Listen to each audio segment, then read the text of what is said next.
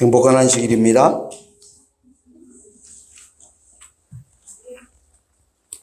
제가 최근에 단에 서서 계속 여러분들과 함께 말씀을 전할 때마다 반복해서 하는 이 설교의 주제는 이사야서에 기록된 말씀을 함께 상고하는 것입니다. 제가 이사야서를 특별하게 여러분들과 함께 얼마 동안 계속 상고하는 그러한 중요한 주제로 삼은 것은 이사야서가 가지고 있는 중요한 한 특징이 있습니다. 그게 뭐냐면은 여러분 성경이 66권인 것처럼 성경 66권의 책 가운데 66장으로 이루어진 책이 있다면 바로 그것이 이사야서고요. 그리고 또 66장으로 이루어진 것도 성경 66권이 우리가 구약 39권, 신약 27권 이렇게 나눌 수 있는 것처럼 이사야서도 1장부터 39장 그리고 그 이후에 40장부터 66장 이 앞에 39장과 뒤에 27장이 아주 구별되게 기록되어 있다는 점에서 이사야서가 가지는 아주 성경 전체 66권을 잘 대표하는 그러한 중요한 내용을 담고 있다. 그렇게 생각하기 때문입니다. 우리 함께 이사야 1장 1절을 한번 보겠습니다. 유다 왕 우시야와 요담과 아하스와 히스기야 시대에 아모스의 아들 이사야가 유다와 예루살렘에 대하여 본 이상이라. 이사야 1장 1절을 보니까 이사야가 활동한 시대적 배경, 유다의 우시야, 요담, 아하스, 히스기야가 왕으로 있던 유다 왕이 총 20명이었는데 20명의 왕 중에 우시야, 요담, 아하스, 히스기야는 바로 딱 중간에 가장 번영에서 다시 쇠락함으로 들어가는 그때의 이 왕들이 바로 이 4명의 왕으로 대표할 수 있습니다. 이 4명의 왕 때에 유다의 운명이 결정됩니다. 여러분 우리가 이 세상에 나타난 역사를 보면 수많은 나라들이요. 처음에 출발할 때 우리가 보통 초창기 거기에서부터 한 문명이 번영하기 시작합니다. 그 번영의 때에 어떻게 했느냐에 따라 번영 후에는 뭐가 됩니까? 그 문명이 쇠퇴해버리는. 그래서 초창기, 번영기, 쇠퇴기 이렇게 나눌 수 있는데 이사야는 바로 번영기에서 쇠퇴기로 가는 그 시기에 하나님이 세우신 선지자였다라고 말씀할 수 있습니다. 그때가 중요하죠. 왜냐하면 번영의 때에 쇠퇴할 때 잘못하면 뭡니까? 나라가 급전직하로 망할 수가 있는 것입니다. 지금 오늘 우리가 살아가는 세상이요. 제가 그래서 이사야서에서 왜 오늘 우리 세상을 잘 볼 수 있느냐 하면 우리 세상이 한때 번영의 시대를 지나가는 것처럼 보였습니다. 실제로 번영했어요. 여러분들 살림살이를 보세요. 여러분들 살아가는 거 지금부터 30년 전과 최근에 한 10년, 20년의 삶을 돌아보면 여러분 완전히 딴판의 세상을 우리가 살아온 것입니다. 그런데 이 번영의 시대가 짧게 지금 지나가면서 세상이 지금 어디로 들어가고 있습니까? 쇠퇴기로 들어가는데 저 눈에는 쇠퇴가 지금 뭐 하는가? 곤두박질. 여러분 내리막길을 갈 때 서서히 하강 국면으로 가는 거와 이게 완전히 뭐 하는 겁니까? 곤두박질 치는 거는 전혀 다르다는 거 여러분 기억하실 겁니다. 여러분 엊그제 아시아나기가 이 착륙하려고 하는데 한 승객이 어떻게 해버렸습니까? 예, 제가 그 뒤에 뉴스를 안 봐서 내용은 잘 모릅니다. 아무튼 그 사건의 원인은 잘 모르지만은 그 내용을 보니까 비행기가 지금 뭐 하고 있는데요? 하강하고 있는데 이 문이 열려버린 것입니다. 그런데 비행기에게 다가오는 이 공기의 압력은요, 지상에서 우리가 생각하는 것과는 전혀 상상할 수 없는 압력이 있습니다. 그것으로 말미암아 대혼란이 일어난 거 여러분 보시죠.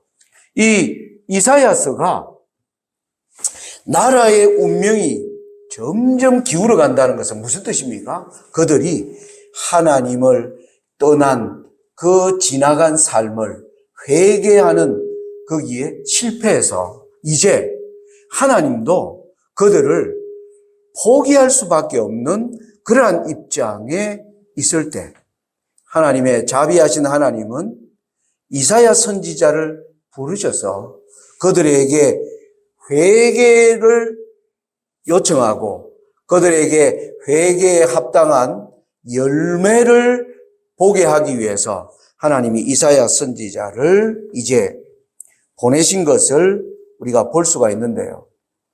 아까 제가 이사야서의 앞에 39장, 1장부터 39장의 결론이 뭐냐 하면 39장 끝으로 한번 가보겠습니다. 이사야 39장 끝. 이 말은 무슨 말이냐 하면 우시야, 요담, 아하스, 히스기야를 거쳐서 하나님께서 그들에게 부지런히 말씀을 보내셨지만은 결국 유다 백성의 운명이 어떻게 결정났는가를 말하는 내용이 나옵니다. 6절 보겠습니다. 이사야 39장 6절. 보라, 날이 이르리니 너 집에 있는 모든 소유와 너 열조가 오늘까지 쌓아둔 것이 모두 바벨론으로 옮긴 바 되고 남을 것이 없으리라. 여호와의 말이니라. 하나님의 선고였습니다. 지난 4대 동안 그 왕들의 기간 동안 하나님이 부지런히 말씀을 보내셨습니다. 그런데 그들이 어떠한 열매를 맺었는지를 하나님이 이제 선언적으로 말씀하는 말입니다.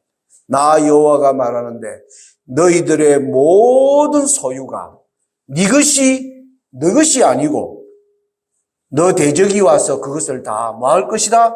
가져갈 것이다. 그리고 그 이후에 말해보면 너의 후손들은 그 대적에 뭐가 될 것이다? 전부 종들이 될 것이다. 이게 이사야 39장까지의 결론입니다. 여러분, 그러면 하나님이 이런 운명으로 가는 이 상황에서 하나님이 갖는 딜레마가 있습니다. 여러분, 하나님이 이 세상을 창조하실 때 이 세상은 사단과 예수 그리스도의 전쟁이 벌어진 땅이 바로 이 땅입니다. 그죠?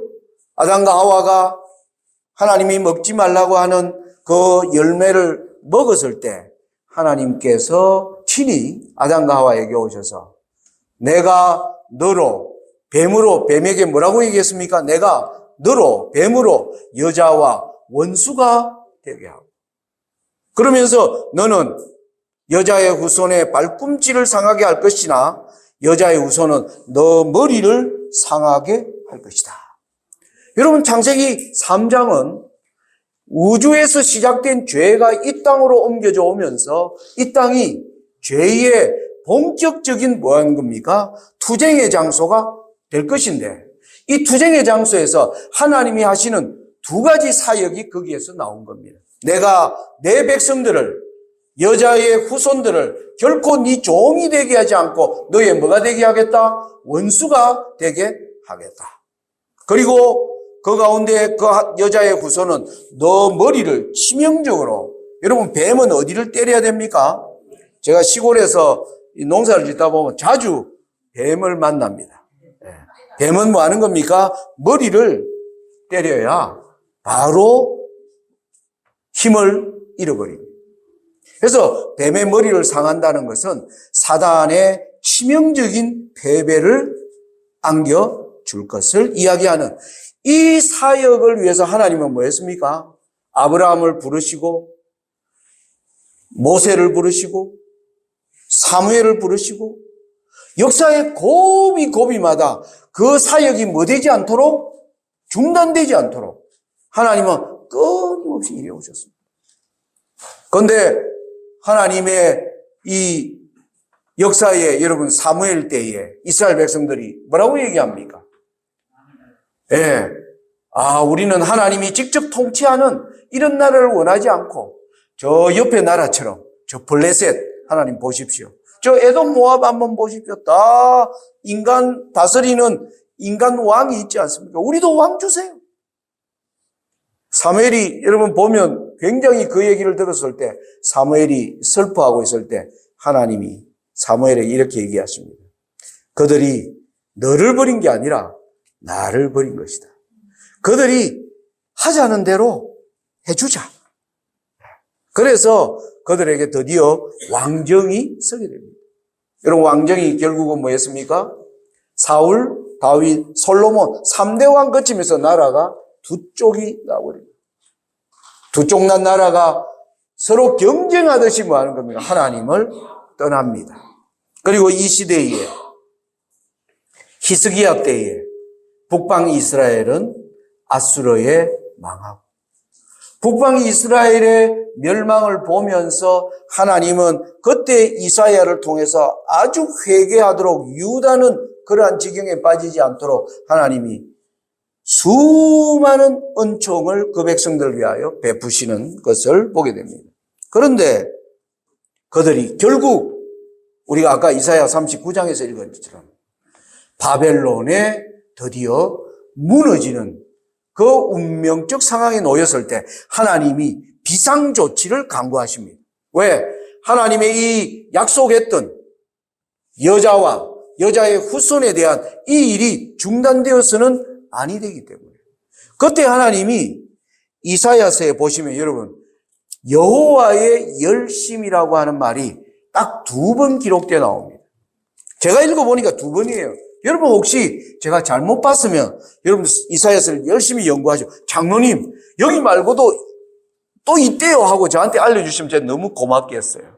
그런데 제가 아무리 눈 닦고 봐도 딱 2번이 있어요. 그걸 찾아보겠습니다. 이사야 먼저 9장입니다. 이사야 9장 6절과 7절의 말씀입니다.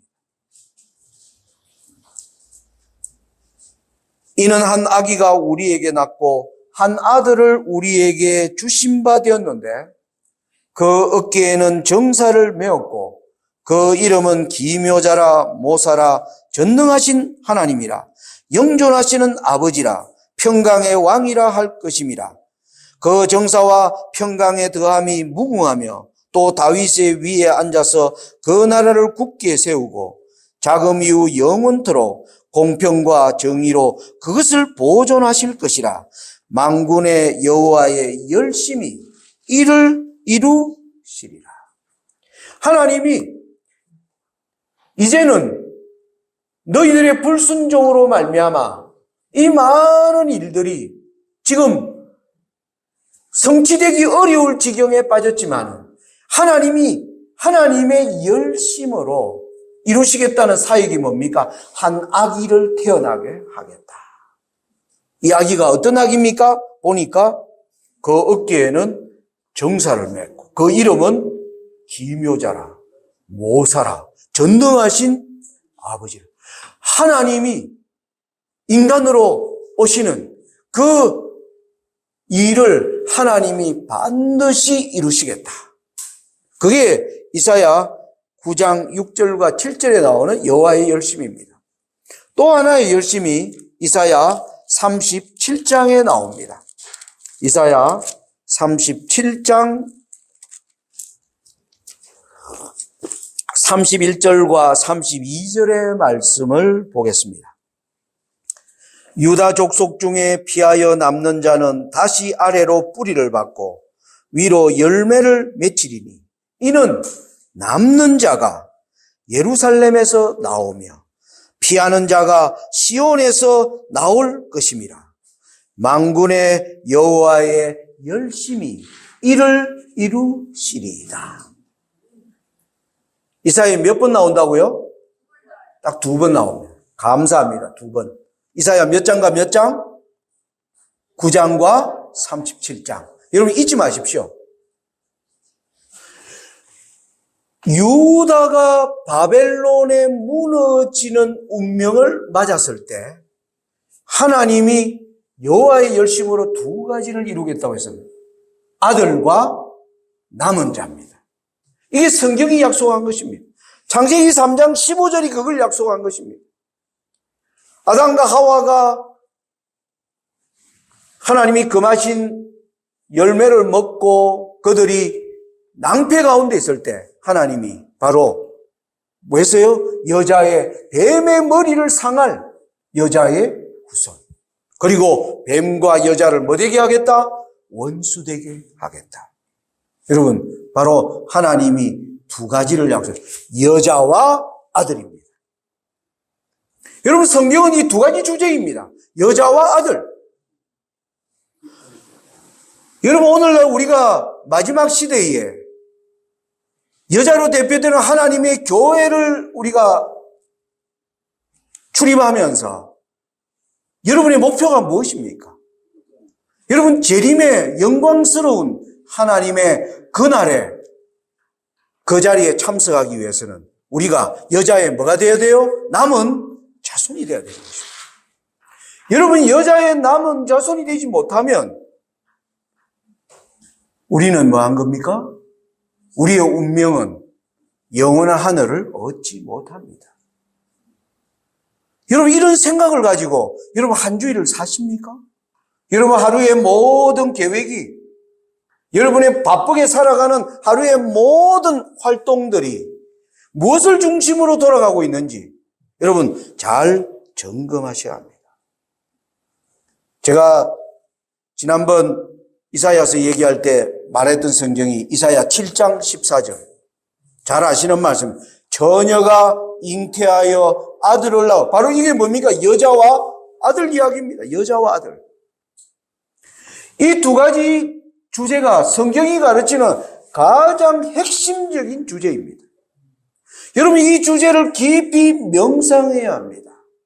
나는 여자의 후손은 바로 아들의 믿음을 가진 자들임을 우리는 요한계시록을 통해서 보게 됩니다. 이제 이사야의 주제가 여자와 아들인데 계시록의 주제도 뭔지 한번 보겠습니다. 요한계시록으로 가보겠습니다. 여러분, 요한계시록에 보시면 12장입니다. 12장에 보면 1절에 하늘에 큰 이적이 보이니 해를 입은 한 여자가 있는데 그 발 아래는 달이 있고 그 머리에는 12별의 면류관을 썼더라. 이 여자가 누구를 베어요? 아이를 베어 해산하게 되매 아파서 애써 부르짖더라. 여자와 아이입니다. 여자와 아이. 3절에 보니까 이 여자와 아이라고 하는 2개의 큰 이적이 보일 때 3절에 하늘에 또 다른 이적이 보이니 보라, 한 큰 붉은 용이 있어.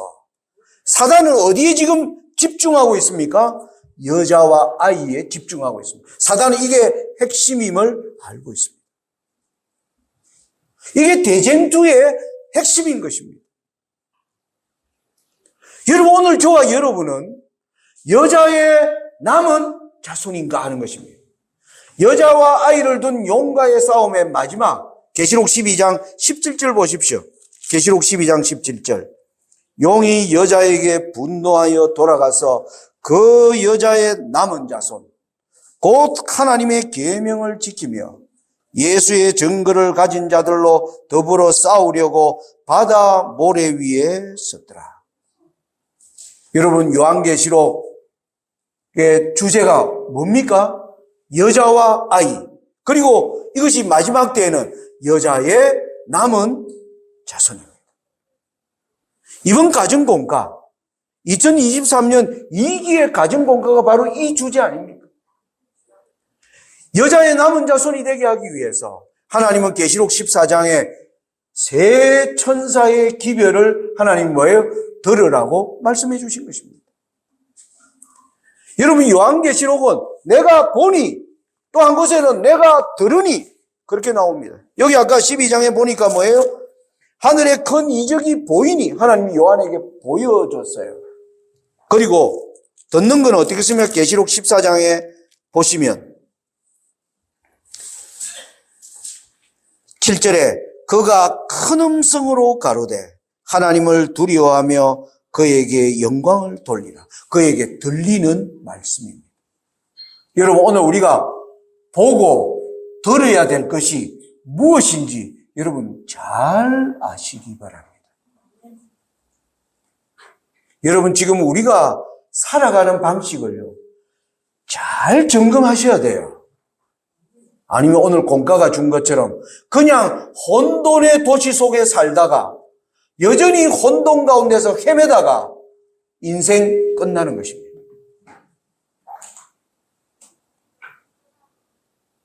저는 그렇게 살고 싶지 않습니다. 제가 40년 이 길을 달려온 이유가 뭡니까? 여러분, 우리 제7일 예수 재림교회는 진리의 체계가요, 아주 성경적으로 가장 정말 이 진리의 체계가 다른 교회와 비교할 수 없는 진리의 체계를 가지고 있습니다. 오늘 김병희 집사님이 안실학교 간증을 통해서 재림교회에 들어와서 가장 자기가 인상 깊게 듣는 이야기가 저도 인상 깊게 들었어요. 뭐였습니까? 예수님이 우리와 같은, 그죠? 분으로 오셔서 한결같은 시험을 받으셨다. 개신교에서는 들어보지도 못했다. 그렇게 얘기하셨죠. 네. 그게 재림교의 핵심입니다. 재림교의 핵심이 뭔지 압니까? 여자의 남은 자손이 어떤 경험 가운데 있어야 하는가. 이것은 아주 중요한 얘기입니다. 중요한 얘기. 제가 봉화에서 이 양주로 올 때 하나님께 드리는 기도가 있어요. 하나님, 제가 거기 가서 뭐 해야 되겠습니까? 하나님이 저보고 그래요. 너는 식모야, 식모. 밥 해주는 무슨 밥을 지어야 됩니까? 여자와 아이라고 하는 이 따끈따끈한 밥을 교인들에게 잘 먹여. 저는 그 사명 갖고 여기 옵니다, 사실. 이게 우리를 뭐 하는 겁니까? 살리는 것입니다. 여러분, 이 주제를 위하여 여러분 많은 시간을 보내셔야 합니다. 계시록 14장에 세 천사의 기별을 보내시고, 여러분 거기에 계시록 14장 보면 세 천사 기별의 그 핵심이, 그 열매가 12절입니다. 14장 12절을 보겠습니다. 성도들의 인내가 여기 있나니 저희는 하나님의 계명과 예수 믿음을 지키는 자니라. 여자의 남은 자손이 인내를 가지고요, 걸어가야 할 길이 있어요. 여러분, 인내가 뭡니까? 참으면서 가는 겁니다. 참으면서. 제가 재림교회에 와서 배운 게 뭐냐면 성도들의 인내가 무엇인지를 제가 나이 50이 넘어서 생각하기 시작했습니다. 그전에는 정말 철없이 그냥 예수 믿고 구원 얻는다, 그런 값싼 이야기에 교회는 열심히, 안식일도 열심히 구분하고. 여러분, 장로가 제가 얼마나 일찍 된 줄 아세요? 제가요, 26살에 침례받고 31살에 장로가 됐습니다. 여러분, 놀랍죠? 왜 그랬느냐 하면은, 제가 침례받은 곳이 영어학원 교회예요. 영어학원 교회는 나이 드신 분이 없어요. 전부 20살. 그리고 많은 영어학원들이 영어 배우러 와서 이제 우리 교인이 되지만 대부분이 대학생들입니다. 그러면 뭡니까? 아주 그 당시 취업하는데 1980년대에 토요일 쉬게 해주는 직장이 있습니까? 없어요. 대부분 교회를 안 나옵니다. 제가 81년도에 침례받는데 제가 침례받은 날 6명이 침례받았어요. 저와 함께. 6명 다 모르는 사람들, 다 영학원에 공부하는 학생들이었어요. 그날 침례받으면서 얼굴을 봤어요. 그런데 놀랍게도 침례받고 난 그 다음 주에 6명 중에 2명이 교회에 나온 겁니다. 4명은 교회에 안 나온 거예요. 내가 깜짝 놀란 게 교인들도 안 나올 줄 알았다. 그렇게 하는데 제가 깜짝 놀래버렸어요. 깜짝 놀랐어요. 뭐예요? 그 영어 배우러 왔다가 침례받지만 안 나오는 사람들이 태반이라는 걸 교인들이 지금까지 계속 뭐 했다는 거예요? 그렇게 봤다는 겁니다. 저는 지금 그분들이 어디 있는지도 몰라요. 그날 잠시 침례받을 때 얼굴 봤지 교제해 본 적이 없습니다. 지금 다시 회개하고 하나님께로 지금 잘 신앙하고 있는지 저 소식을 전혀 알지 못합니다. 그런데 또 몇 개월이 지났어요. 그런데 나중에 보니까 저 혼자만 남아있어요. 저와 함께 간혹 나왔던 한 여학생이 있었습니다. 그런데 하여튼 어떤 사유로 나오지 않았어요. 그런데 문제는 제가 남아있으니까 저를 신기하게 보는 것입니다. 당연하게 보는 게 아니라 신기하게 보는 것이었어요. 네. 저는 왜 남아있었을까요? 제가 믿음이 있어서 남아있었을까요? 아니에요. 저는 목표가 영어를 제대로 배우는 게 목표였습니다. 제가 좀 우스갯소리를 하면 제가 그 영어학원을 딱 가니까 2가지 제한테 탁 어필되는 게 있었어요. 야, 여기에서 선교사들한테 잘 보여가 영어는 확실히 잘 배우겠다. 또 하나는 뭐예요? 장가를 갈 수 있겠다라는 생각이 들었어요. 여자 신도들이 압도적으로 다 젊은 여성들, 그 당시 교인이 한 6, 70명 정도 되었는데요. 4, 50명이 저와 비슷한 나이 또래의 여자 성도들이었습니다. 그러니까 저처럼 못생기고 머리 벗어지고 볼품없는 저가 여기 있으면 장가도 가겠다. 저는 이 2가지 목표를 가지고 교회 열심히 남아 있었던 사람이에요. 사실 그렇습니다. 사실 출발은 그랬습니다. 하나님이 제게 미끼를 던진 건지 잘 모르겠어요. 그런데 그러한 시작이 이 교회가 가진 진리가 어떤 것인지를 하나님이 조금씩 했습니까? 맛보여주기 시작하셨습니다. 처음에는 저는 세상은 일요일을 안식일로 하는데 토요일이 안식이구나. 이걸 제대로 밝힌 교회가 이 교회구나. 저는 재림교회가 그 이상도 이하도 아니라고 생각하고 다녔어요.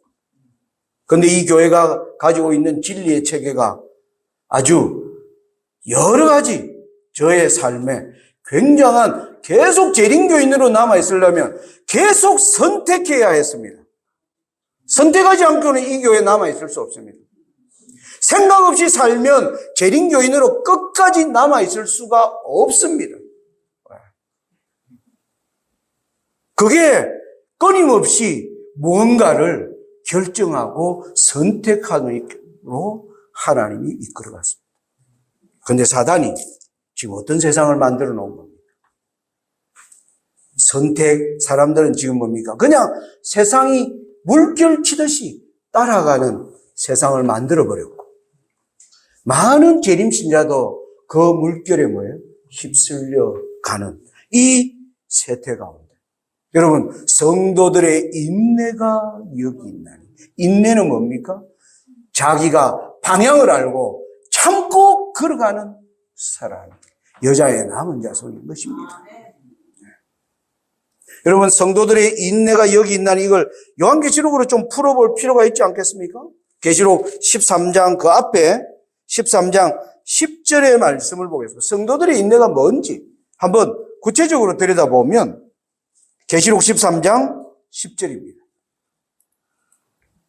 사로잡는 자는 사로잡힐 것이요 칼로 죽이는 자는 자기도 마땅히 칼에 죽으리니 성도들의 인내와 믿음이 여기 있느니라. 여러분, 성도들의 인내가 뭔지 아시겠습니까? 죽을 각오하고 따라가는 것입니다. 사로잡히는 거예요. 하나님의 말씀을 따라가면 사단이 우리를 가만놔 주지 않습니다. 여기에 이 길은 사로잡힐 각오를 해야 합니다. 칼에 죽을 각오를 해야 따라가는 신앙입니다. 여기에 성도들의 인내와 믿음이 여기 있느니라. 여러분, 어떤 사람이 아이고 요한계시록이 기록될 당시니까 그렇지. 어떤 사람이 이렇게 얘기해요. 여러분, 요한계시록이 기록될 당시에는 정말 예수를 믿는 것 자체가 뭐였습니까? 로마 군인들에게 바로 잡혀갔습니다. 그리고 바로 뭐였습니까? 죽음을 맞이했습니다. 물론 당시 얘기 맞아요. 그런데 오늘날 이걸 우리에게 어떻게 우리에게 적용할 수 있겠습니까? 여러분, 오늘날 선교 현장에 저는 해외 선교하는 분들과 여러분들도 저도 많이 교제하고 있습니다. 많은 분들이 선교 현장에서 지금 선교가 이제는 목숨 걸고 해야 하는 선교로 지금 바뀌고 있습니다. 정치가 점점 뭐하고 있어요? 싸나워지고 있습니다. 여러분, 제가 지난번 G7 회의하면서 중국 얘기했잖아요. 이 G7이 하나 착각한 게 있어요. 중국을 처음에는 뭡니까? 자기들이 고도의 기술로 자기 잘 먹고 살기 위해서 뭐 한 겁니까? 싸구려 물건은 자기들이 생산하기 싫은 거예요. 여러분, 부자 돈 많은 사람이 침대 만들고 이불 만들고 그런데 돈 쓰고 싶겠습니까? 돈 많은 사람이. 그런데 부자는 뭐예요? 그렇게 좋은 이불에서 잠자고 싶어요. 푹신한 침대에서 자고 싶고요. 누군가가 그걸 잘 만들어주는 사람이 필요합니다, 부자는. 그래서 미국과 유럽이 중국이라는 나라에 그런 물건을 생산하도록 다 만들어준 거예요. 예? 중국은 열심히 그걸로 돈을 벌었습니다. 그러면서 부자 나라가 뭘 생각하냐면, 아이고, 중국 저 나라 말이야. 옛날에 공산주의하고 막, 지금도 공산주의지만 그래도 돈 벌기 위해서 중국이 뭐였습니까? 자본주의 물결을, 시장을 계속 개방했잖아요. 그러니까 중국이 공산주의를 포기할 거라고 생각했습니다. 중국도 잘 살게 되면. 그런데 중국이 지금 상당히 생활 수준이 좋아졌잖아요. 그런데 공산주의를 포기합니까? 시진핑이 올라오더니 공산주의를 더 어떻게 해요? 더 강하게 하는 것입니다. 제가 1995년부터 2008년까지 13년간 제가 중국에 있었어요. 그 당시 중국이 선교하는 것을 법으로 금지하고 있었지만은, 법은 그랬지만 선교하는 걸 강하게 막지는 않았습니다. 왜? 외국 자본들이 계속 뭐 해야 되니까? 들어와야 되니까. 그런데 지금은요, 선교하면 바로 잡아갑니다, 지금. 그래서 선교사들이 다 지금 중국에서 뭐예요? 다 거의 철수하고 있어요. 철수하고 있습니다. 지금 오늘날 선교사들이 어디로 갑니까? 바로 중동, 방글라데시, 아주 가난한 나라로 갑니다. 그런데 가난한 나라들이 한때는 선교사들을 반겼는데 지금 경제 위기가 점점 가난한 나라들과 살기가 어렵고 시민들이 국가에 대하여 계속 뭐 하는 겁니까? 지금은 데모하고 대들고 이러니까 뭐예요? 강한 정부가 이제 뭡니까?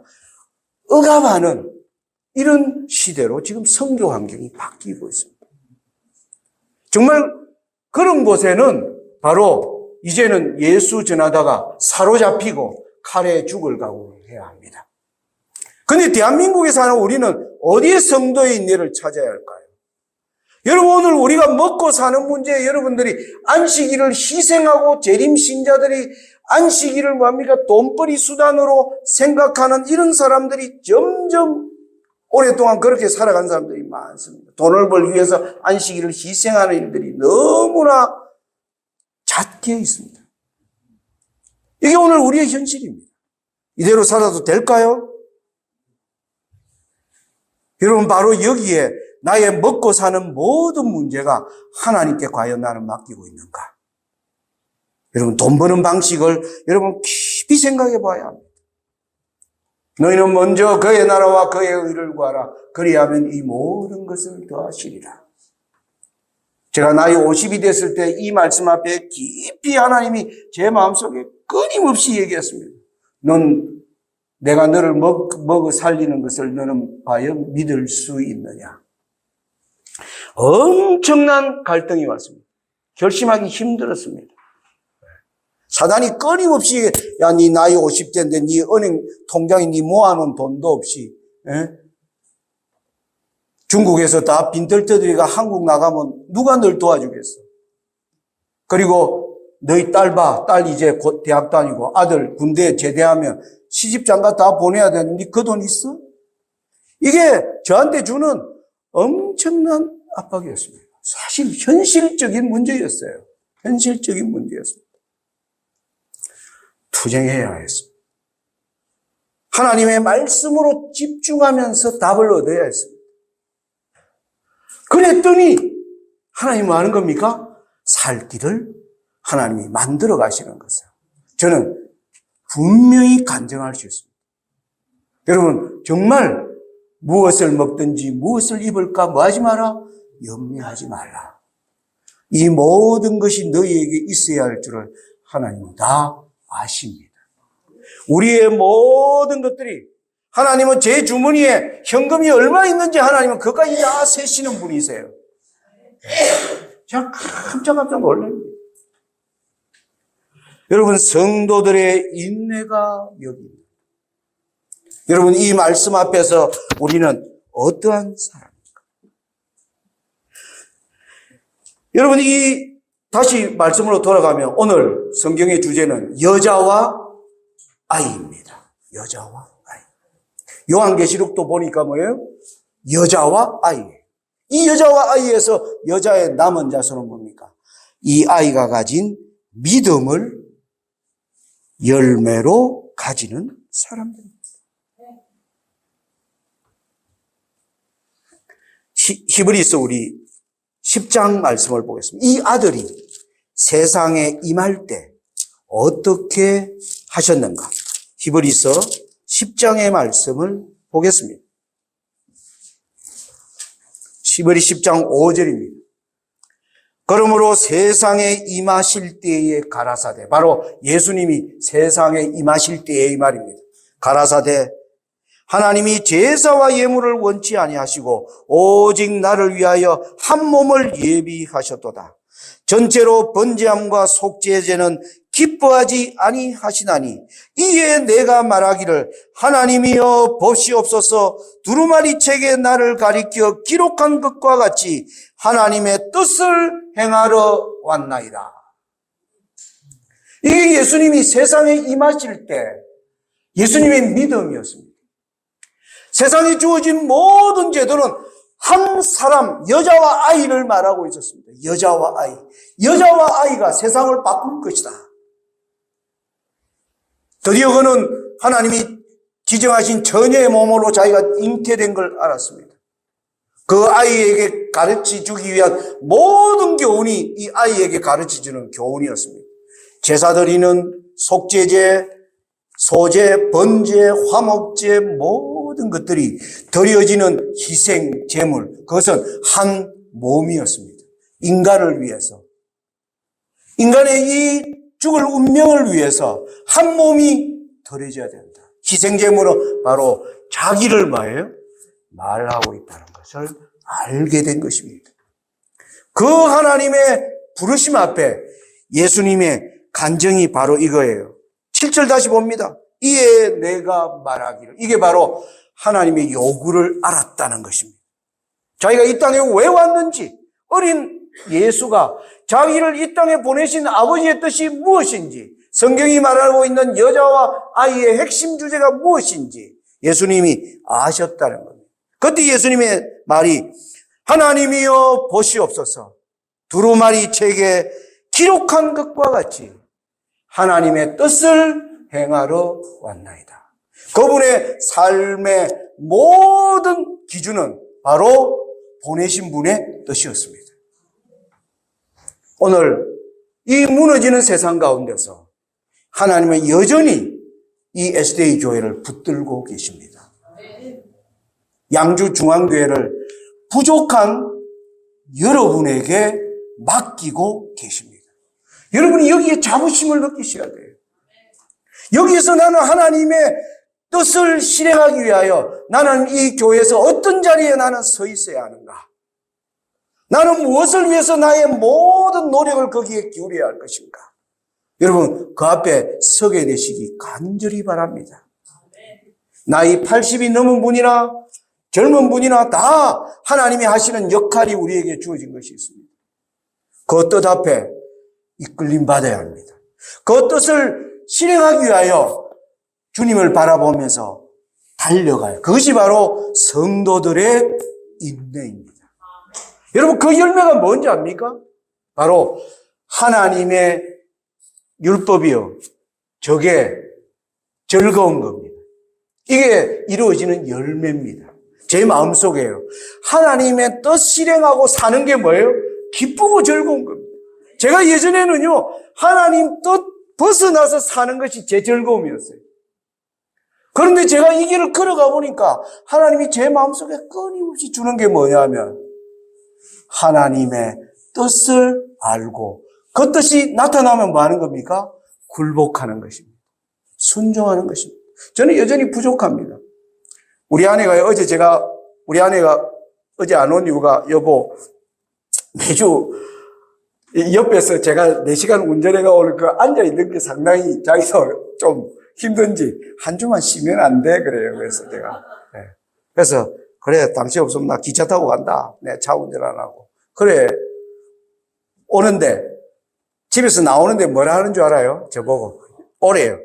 딱 세워놓고 저보고 저한테 지침을 주면, 교회 가면 말할 때 당신 말 적게 하고 집사님과 장로님들 하는 말을 많이 듣고 당신은 말을 적게 해. 저보고 그 얘기를 어제 엄마가 애 학교 보낼 때 하듯이 저한테 합니다. 제가 왜 그래요? 제가 자주 제 말을 많이 하거든요. 그러니까 우리 집사람 보기에 여전히 부족한 거예요. 우리 집사람 보기에 그렇게 부족한데 하나님이 보시기는 얼마나 부족하겠습니까? 얼마나 부족하겠어요.